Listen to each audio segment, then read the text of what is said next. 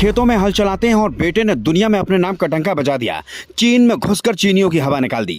एक नहीं बल्कि इन दो भारतीय लड़कों ने कमाल कर दिया। एक तो नीरज चोपड़ा से भी आगे निकल गया और भारत के लिए जीत लिए मेडल ही मेडल। इतिहास में शायद कभी नहीं देखने को मिला। ऐसा भाला फेंका कि लोग बोले अब भारत को हराना मुश्किल ही नहीं नामुमकिन है।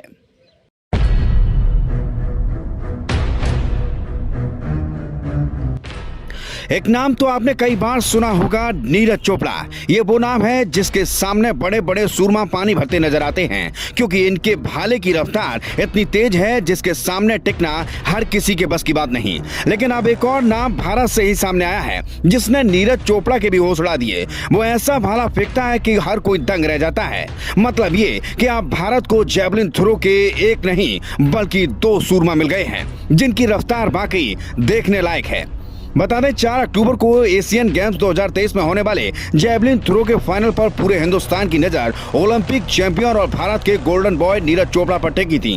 हालांकि इस खेल में भारत से एक नहीं बल्कि 2 सूरमा भाग ले रहे थे। दूसरे एथलीट का नाम फाइनल के परिणाम के बाद पूरी दुनिया जान गई। दरअसल उनका नाम है जैना किशोर कुमार, जिन्होंने नीरज चोपड़ा को ही पछाड़ दिया था। लेकिन ओलंपिक चैंपियन नीरज चोपड़ा ने 5वें थ्रो में शानदार वापसी और सीजन को बेस्ट थ्रो कर गोल्ड पर कब्जा कर लिया।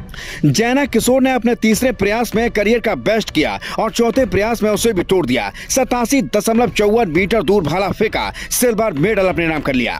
बता दें कि चीन में चल रहे भारतीय एथलीट के साथ लगातार ऑफिशियल्स पर मिसजज का आरोप लगा है, मतलब बेईमानी का। जैवलिन थ्रो के फाइनल में भी कुछ ऐसा ही हुआ। नीरज चोपड़ा के पहले ही थ्रो मापने में काफी देर लगाई गई। इसके बाद जैना किशोर के साथ भी फाइनल में ऐसा ही हुआ, लेकिन दोनों घटनाओं के बाद भी जाबाज रुके नहीं और पोडियम पर पहले 2 स्थान पक्का किया। जिस जैना को फाइनल से पहले बहुत कम लोग जानते थे, फाइनल मुकाबले के बाद पूरा देश ही नहीं बल्कि पूरी दुनिया जान गई। दरअसल जैना किशोर ने एशियन गेम्स के फाइनल में धमाकेदार शुरुआत की और पहले ही प्रयास में 80 मीटर के दायरे को तोड़ दिया।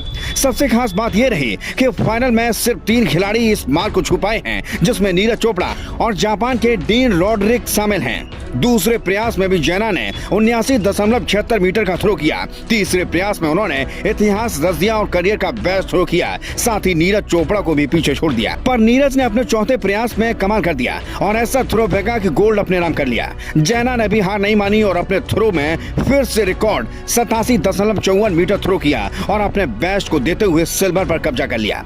बता दें किशोर जैना उड़ीसा के पुरी जिले के गाँव कोथासाई के रहने वाले हैं। उनके पिता किसान हैं और 6 बहनों में किशोर सबसे छोटे भाई हैं। पिता ने खेतों में हल जोतकर अपनी बेटियों की शादी की और जैना के सपने को सच करने में कोई कसर नहीं छोड़ी। आज उस पिता का सीना चौड़ा हो गया होगा। बेटे ने वाकई कमाल कर दिया और चीन में भारत का डंका बजाया।